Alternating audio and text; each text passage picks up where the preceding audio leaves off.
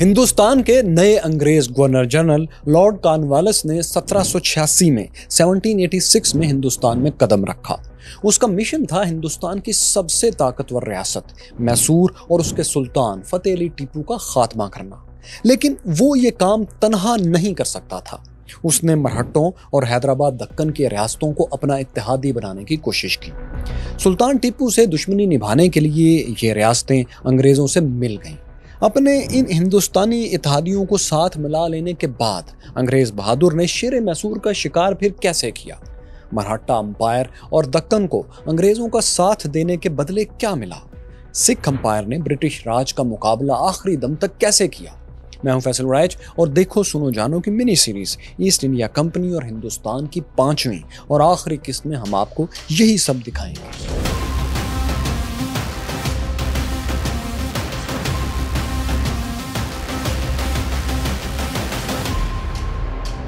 Lord کارنوالیس کے پاس ٹیپو سلطان سے مقابلے کے لیے وسائل کی کوئی کمی نہیں تھی۔ اس کی کمان میں کمپنی کے 50,000 سپاہی تھے۔ یہ اپنے زمانے کی سب سے طاقتور ہندوستانی فوج تھی۔ اس کا سالانہ بجٹ 30 لاکھ 3 ملین پاؤنڈز تھا۔ ہتھیار بنانے کے درجنوں کارخانے بھی کام کر رہے تھے۔ صرف کلکتہ میں برٹش آرمی کے پاس 3 لاکھ بندوقیں اور 7 سے 9,000 توپیں تھیں۔ دوسری طرف ٹیپو سلطان کے پاس اس کے مقابلے کی دولت اور ہتھیار تو ہرگز نہیں تھے۔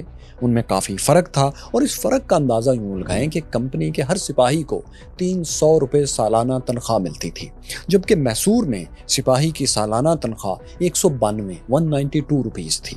ٹیپو سلطان کی ریاست میسور میں محدود پیمانے پر ہتھیار اور راکٹس تو تیار ہو رہے تھے، مگر اپنے زیادہ تر ہتھیاروں کے لیے وہ فرانس پر ڈیپینڈنٹ تھے، وہاں سے اسلحہ حاصل کرتے تھے۔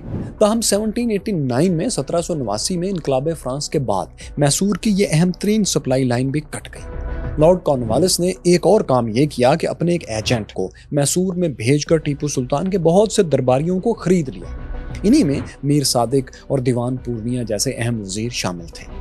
یہ ایجنٹ بعد میں پکڑا گیا اور اسے سزائے موت بھی میسور میں دے دی گئی، لیکن غداروں کا جو کینسر وہ میسور کے جسم میں چھوڑ گیا تھا وہ خاموشی سے پھیلتا رہا۔ یعنی میسور کے حکمران ٹیپو سلطان کو غداروں کا پتہ نہیں چل سکا کہ کون کون ہے۔ یہی وجہ تھی کہ لارڈ کارنوالیس اس ساری صورتحال سے آگاہ ہوتے ہوئے حملے کے لیے مناسب وقت اور جواز تلاش کرتا رہا۔ یہ جواز اسے اس وقت ملا جب میسور کی ہمسایہ ریاست ٹرانکوور جو کہ انگریزوں کی اتحادی تھی، اس سے میسور کی سرحدی جھڑپیں ہوئیں۔ انہی کو جواز بنا کر لارڈ کارنوالیس نے ٹیپو سلطان کے خلاف اعلان جنگ کر دیا۔ جنگ کے شروع میں ہی کمپنی نے غداروں کی مدد سے میسور کے اہم شہر بنگلور پر قبضہ کر لیا۔ اس کے بعد برطانوی فوج نے لارڈ کارنوالیس کی کمان میں میسور کے دارالحکومت سرنگا پٹم کی طرف بڑھنا شروع کیا۔ شیر میسور اپنے وفاداروں کے ساتھ تیار تھے۔ ان کی فوج نے سرنگا پٹم کے راستے میں تمام فصلیں جلا دی اور انگریزوں کی سپلائی لائن کے راستے بھی کاٹ دیے۔ سپلائیز نہ ملنے سے چند ہی دنوں میں برٹش آرمی بھوک سے نڈھال ہو گئی۔ سرنگا پٹم سے 15 کلومیٹر دور لارڈ کارنوالیس کی ہمت جواب دے گئی اور وہ بنگلور کی طرف واپس لوٹ گیا۔ یہاں سلطان ٹیپو نے ایک بڑی غلطی کی کہ انہوں نے پسپا ہوتی ہوئی کمزور انگریز فوج پر پیچھے سے حملہ نہیں کیا۔ یوں لارڈ کارنوالیس کو ایک نئی زندگی بھی ملی اور وہ بنگلور میں بیٹھ کر دوبارہ حملے کی تیاری کرنے لگا۔ اس دوران میسور کی دشمن ریاستوں نظام حیدرآباد اور مرہٹا سے تازہ دم فوجیں بھی انگریزوں کی مدد کے لیے بنگلور پہنچ گئیں۔ فروری 1792 میں 1792 میں اتحادی فوجوں نے دوبارہ پیش قدمی کی اور اس بار سرنگا پٹم کا محاصرہ کرنے میں یہ سب کامیاب رہے۔ شہر کو گھیرنے کے بعد اس پر شدید بمباری شروع کر دی گئی۔ دشمن کی بہت زیادہ طاقت کو دیکھتے ہوئے سلطان ٹیپو نے انگریزوں کو صلح کی پیشکش کر دی۔ لارڈ کارنوالیس نے یہ آفر قبول کر لی۔ جس دن صلح کے اس معاہدے پر دستخط ہونا تھے اس سے ایک رات پہلے تاریکی میں ایک گھڑ سوار مرہٹا کیمپ میں داخل ہوا۔ یہ سلطان فتح علی ٹیپو تھے۔ انہوں نے مرہٹا کمانڈر ہری پنت بھاٹکے سے ملاقات کی اور انہیں کہا کہ تمہیں سمجھ لینا چاہیے میں تمہارا مستقل دشمن نہیں ہوں۔ ہمارا حقیقی دشمن انگریز ہے اور تمہیں اور مجھے اس سے ہوشیار رہنا چاہیے۔ یہ باتیں کر کے سلطان اپنے قلعے میں لوٹ گئے، لیکن مرہٹا کمانڈر نے اس وارننگ کے بعد بھی انگریزوں کا ساتھ نہیں چھوڑا اور وہ کمپنی کے ساتھ ہی جڑے رہے۔ تو خیر ساتھیو، اگلے روز صلح کے معاہدے پر دستخط ہو گئے۔ اس ایگریمنٹ کو ٹریٹی آف سرنگا پٹم کا نام دیا گیا۔ اس معاہدے کے تحت ٹیپو سلطان نے 70 قلعے 70 فورٹس تقریباً آدھی سلطنت سرنڈر کر دی تھی۔ یہ قلعے انگریزوں، مرہٹوں اور نظام حیدرآباد نے آپس میں بانٹ لیے۔ اس کے علاوہ سلطان نے انگریزوں کو بھی 8 کروڑ روپے تاوان جنگ الگ سے ادا کیا۔ اس رقم کی ادائیگی تک ان کے 2 بیٹے بطور ضمانت انگریزوں کی تحویل میں رہے۔ 2 سال بعد جب تاوان کی رقم مکمل ہو گئی تو یہ دونوں شہزادے میسور واپس آ گئے۔ مائی کیورس فیلوز، ٹریٹی آف سرنگا پٹم نے میسور کی طاقت پر بہت بھاری ضرب لگائی تھی۔ اس کامیابی کے بعد لارڈ کارنوالیس 1793 میں 1793 میں انگلینڈ لوٹ گیا۔ کچھ عرصے بعد کمپنی نے ایک نئے گورنر جنرل رچرڈ ویزلے کو ہندوستان بھیجا۔ ویزلے کی ڈیوٹی یہ تھی کہ وہ کارنوالیس کے ادھورے مشن کو پورا کرے، یعنی میسور پر قبضہ مکمل کرے۔ اس کی وجہ یہ تھی کہ ٹیپو سلطان کا اتحادی فرانس انقلاب کے جھٹکوں سے اب سنبھل چکا تھا۔ فرینچ فورسز اپنے نئے کمانڈر نیپولین بوناپارٹ کی کمان میں انگریزوں کو شکستیں دے رہی تھی۔ 1798 میں جب ویلزلے ہندوستان میں داخل ہو رہا تھا تو عین اسی وقت نیپولین مصر پر حملے کے لیے فرانس سے جا رہا تھا۔ مشہور ہے کہ وہ مصر پر کنٹرول حاصل کر کے بحیرہ احمر، ریڈ سی کے راستے بحر ہند سے ہوتے ہوئے ہندوستان آنا چاہتا تھا تاکہ یہاں انگریزوں سے 2 ہاتھ کر سکے، کیونکہ یہی ان کی سب سے بڑی کالونی اور طاقت تھی۔ وہ ٹیپو سلطان سے بھی رابطے میں تھا، اس لیے یہ لارڈ ویلزلے کی ذمہ داری تھی کہ وہ نیپولین کے ہندوستان پہنچنے سے پہلے ان کے اہم ترین اتحادی یعنی ٹیپو سلطان کا خاتمہ کرتے۔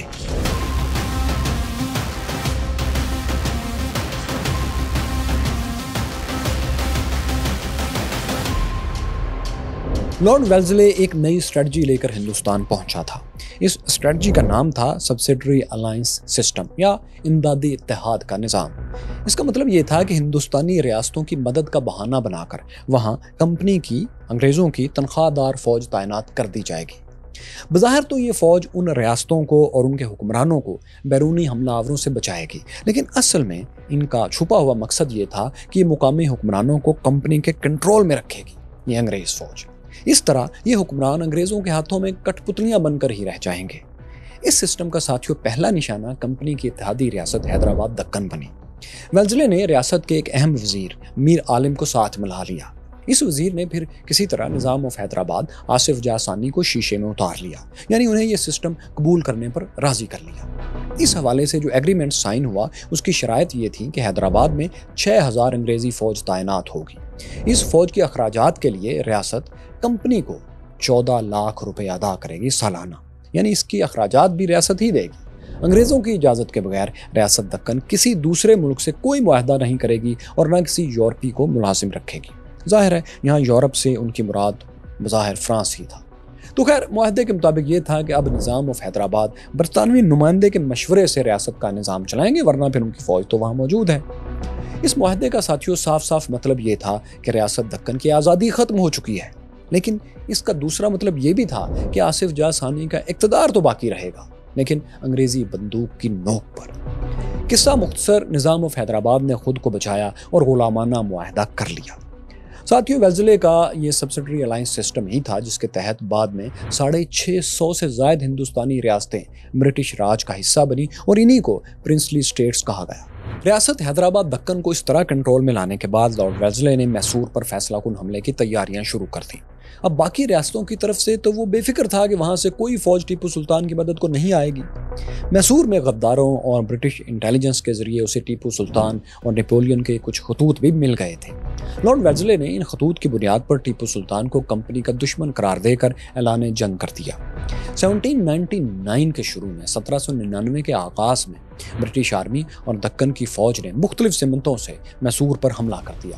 اس جنگ میں طاقتور مرہٹے انگریزوں کے ساتھ نہیں تھے، انہوں نے غیر جانبداری اختیار کی تھی، وہ نیوٹرل رہے تھے۔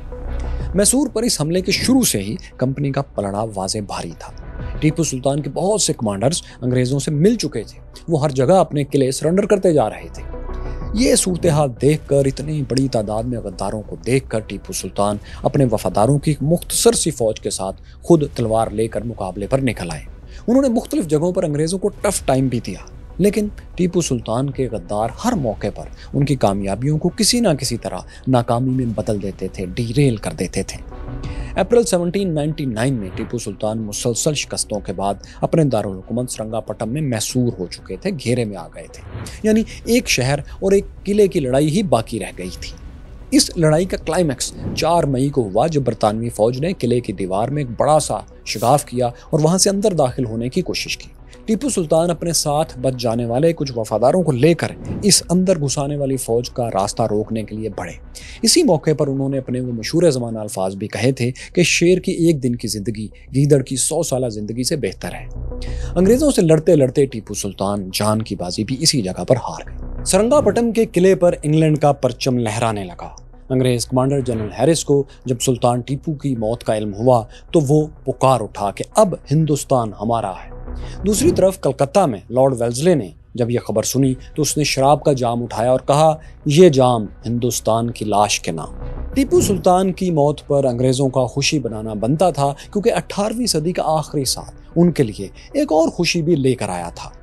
मैसूर की फतह के बाद दूसरी खुशखबरी दरअसल ये थी कि फ्रेंच कमांडर नेपोलियन बोनापार्ट को मिस्र से नाकाम होकर फ्रांस वापस लौटना पड़ा था, यानी उसके हिंदुस्तान आने का कोई चांस बाकी नहीं रहा था।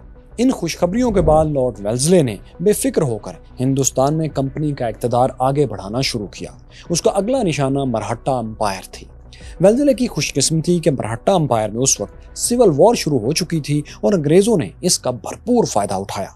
क्यूरियस फेलोज हुआ ये कि मरहट्टा अंपायर के 3 ताकतवर लीडर्स पेशवा बाजीराव टू, यशवंत राव होलकर और दौलत राव सिंधिया में लड़ाई शुरू हो गई। इस लड़ाई के दौरान एक मौके पर बाजीराव को उनके दारुल हुकूमत पूना से निकाल दिया गया। बाजीराव ने अंग्रेजों से मदद मांगी और वादा किया कि उन्हें उनका तख्त वापस दिला दिया जाए तो वो पूना में अंग्रेजों को छावनी बनाने की इजाज़त दे देंगे। कंपनी सरकार ने फौरन हामी भर ली, लेकिन अंग्रेजों और बाजीराव के इस मुआहदे से बाकी दोनों मराठा लीडर्स खुश नहीं थे। यशवंत राव होलकर को जब इस मुआहदे का इल्म हुआ तो वो बेख्तियार पुकार उठा कि बाजीराव ने मराठा अंपायर को तबाह कर दिया है, अब बरतानिया उसके साथ वही सलूक करेगा जो उसने टीपू सुल्तान के साथ किया था।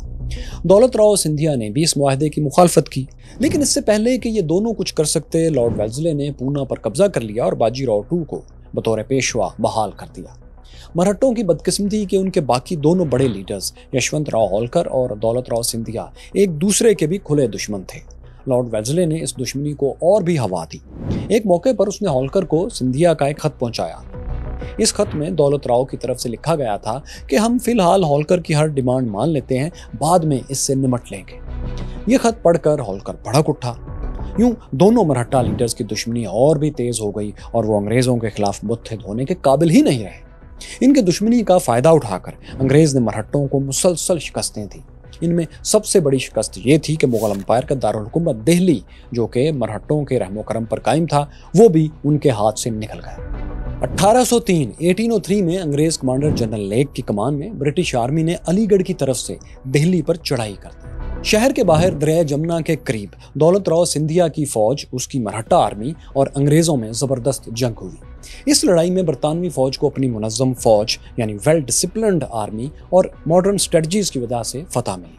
मराठे भाग खड़े हुए और दिल्ली के लाल किले पर अंग्रेजों का कब्जा हो गया। रस्मी तौर पर दिल्ली में मौजूद मुगल शहनशाह शाह आलम सानी, जो कि उस वक्त तक नाबीना हो चुके थे, ब्लाइंड थे, वो भी कंपनी के रहमो करम पर आ गए।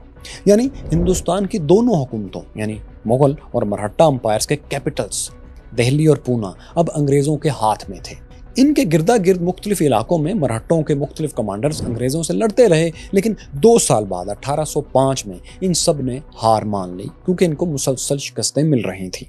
पेशवा बाजीराव, जो पहले से मुआहदा करके अंग्रेजों की कठपुतली बन चुके थे, वो मजीद उनके रहमो करम पर आ गए। इसके बाद कंपनी बहादुर ने मुख्तलिफ मुआहदों के तहत मराठा अंपायर में शामिल कई और इलाके भी उनसे छीन लिए।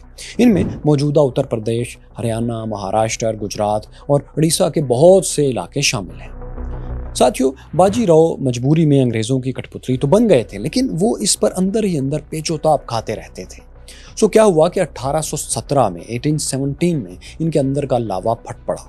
उन्होंने कंपनी सरकार से बगावत कर दी, मगर इससे पहले कि वो अपनी बगावत में कामयाब होते, कंपनी ने बगावत आसानी से कुचलकर उन्हें गिरफ्तार कर लिया। बाजीराव को पेशवा के ओहदे से माजूल कर दिया गया और कानपुर के करीब एक छोटी सी जागीर देकर वहां भेज दिया गया। यूं 1818 में मराठा अंपायर ऑफिशियली खत्म हो गई।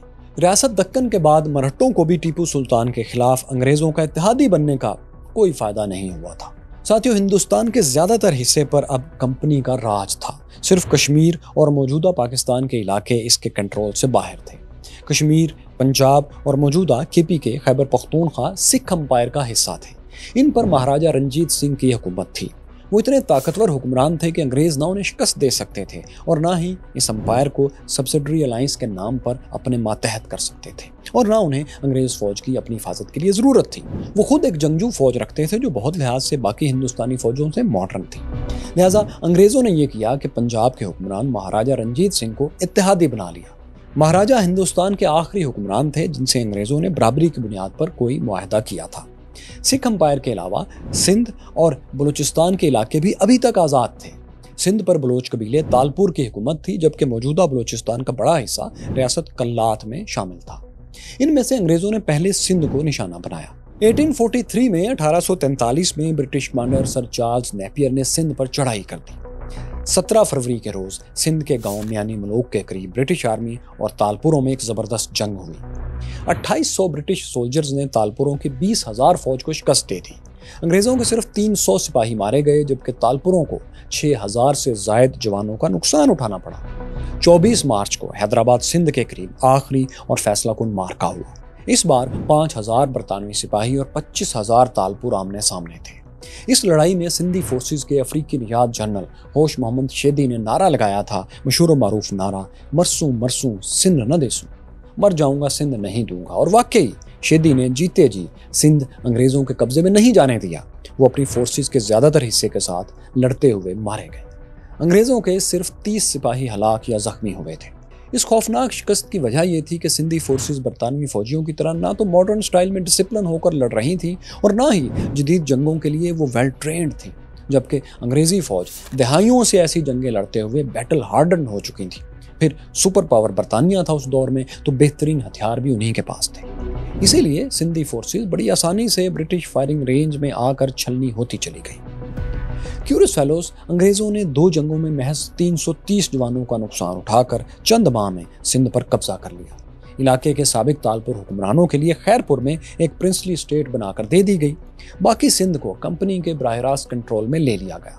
सिंध पर इस ब्रिटिश कब्जे के बाद पंजाब उनके निशाने पर था और उनके लिए सबसे बड़ी आसानी ये हो चुकी थी कि महाराजा रंजीत सिंह वफात पा चुके थे। इनका कोई जानशीन उनकी तरह ताकतवर और काबिल नहीं था।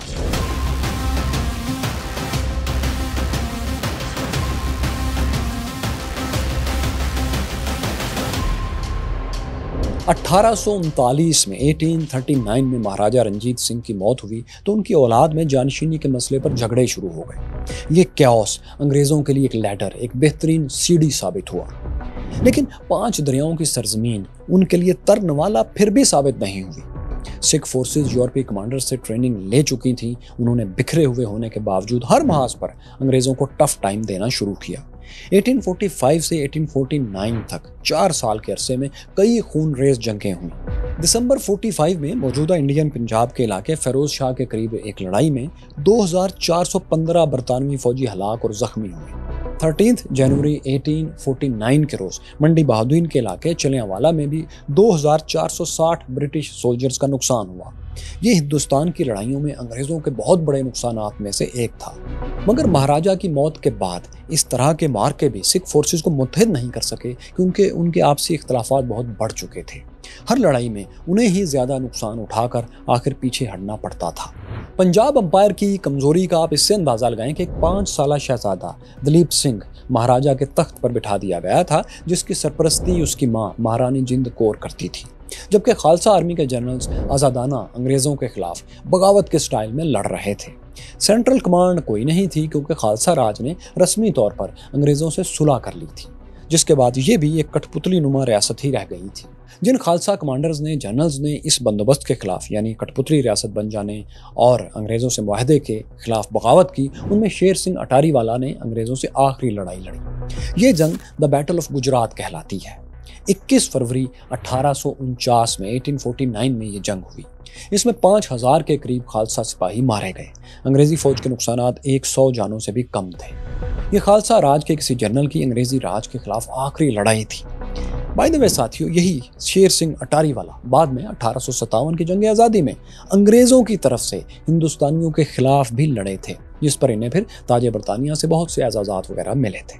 تو خیر 4 سال جاری رہنے والی سیکنڈ اینگلو سکھ وارز میں پنجاب اور موجودہ Khyber Pakhtunkhwa East India company کے براہ راست قبضے میں آ گئے، جس کے بعد کشمیر کو، جو کہ سابقہ پنجاب میں تھا، اس کو پرنسلی اسٹیٹ بنا کر رنجیت سنگھ کے سابق کمانڈر گلاب سنگھ ڈوگرا کو بیچ دیا گیا۔ انہیں مہاراجہ کشمیر بنا دیا گیا۔ کشمیر کی اس حکمرانی کے بدلے میں راجا نے کمپنی بہادر کو رائے جنانک شاہی کرنسی میں 75,07.5 ملین روپے ادا کیے۔ کشمیر جیسی زرخیز ریاست کے سامنے 75 لاکھ بہت معمولی رقم تھی۔ اپنے دور کے اعتبار سے بھی یہ رقم کچھ زیادہ نہیں تھی۔ اسی پر بہت بعد میں پھر شاعر مشرق علامہ اقبال نے کہا تھا کہ قومیں فروختن و چے ارزاں فروختن، یعنی قوم بیچ دی اور کتنی سستی بیچ دی۔ کیورس فیلوز سکھ امپائر کے مکمل خاتمے کے بعد 1849 میں 1849 میں آخری مہاراجہ 11 سالہ دلیپ سنگھ کو برطانیہ بھیج دیا گیا، جس کے بعد وہ دربدر کبھی مصر، کبھی انگلینڈ کے جزیروں میں اور کبھی فرانس میں پھرتے رہے۔ فرانس میں ہی آخر ان کی موت ہوئی۔ اس طرح پنجاب اور اس سے پہلے سندھ پر قبضوں کے بعد انگریزوں نے ریاست کلات میں بھی کافی اثر و رسوخ قائم کر لیا، تاہم اس پر آفیشلی انہوں نے قبضہ نہیں کیا۔ یہ ریاست پھر بعد میں 1875 میں تاج برطانیہ کے انڈر بطور پرنسلی اسٹیٹ آئی تھی۔ بہرحال 1857 سے پہلے ایک ریاست کلات کو چھوڑ کر باقی تمام ہندوستان آفیشلی کمپنی کے کنٹرول میں آ چکا تھا، ان کی حکومت تھی وہاں۔ لیکن اس کامیابی سے بہت پہلے ہی کمپنی کا زوال، ڈکلائن بھی شروع ہو چکا تھا۔ اس زوال کی بڑی وجہ برٹش پارلیمنٹ تھی، جو کمپنی سرکار کو سائیڈ لائن کر کے ہندوستان پر اپنے سرکاری قبضے کو نافذ کرنا چاہتی تھی۔ 1833 میں برطانوی پارلیمنٹ نے یہ قانون بنا دیا کہ کمپنی سرکار ہندوستان پر حکومت تو کر سکتی ہے، لیکن اب وہ تجارت نہیں کر سکتی۔ تجارت کے لیے دوسری کمپنیز انگلینڈ سے وہاں جائیں گی۔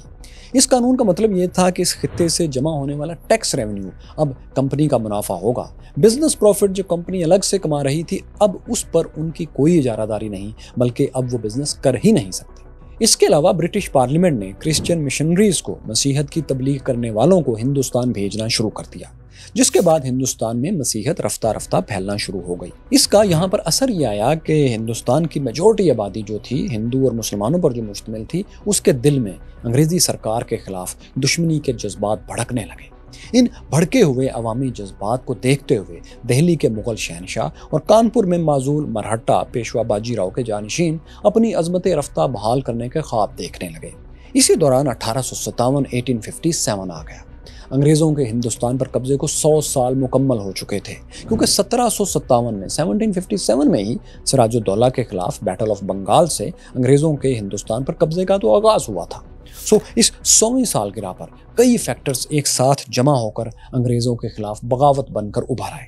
اس بغاوت کو آزادی کی جنگ کو 1857 کی جنگ آزادی کا نام دیا جاتا ہے۔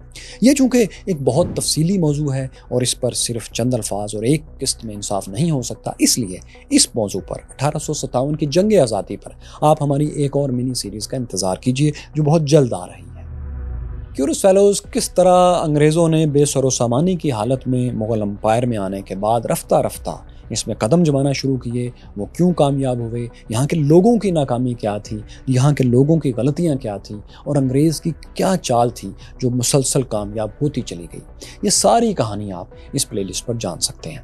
یہاں دیکھیے مہاراجہ رنجیت سنگھ کی مکمل بایوگرافی کہ ان کی ریاست کیا تھی اور وہ خود کیا تھے۔ یہاں تاریخ کی انہیں 100 بہترین کتابوں پر ہماری ڈاکومنٹریز دیکھیے، جن کو زندگی میں آپ کو ایک بار ضرور پڑھنا چاہیے۔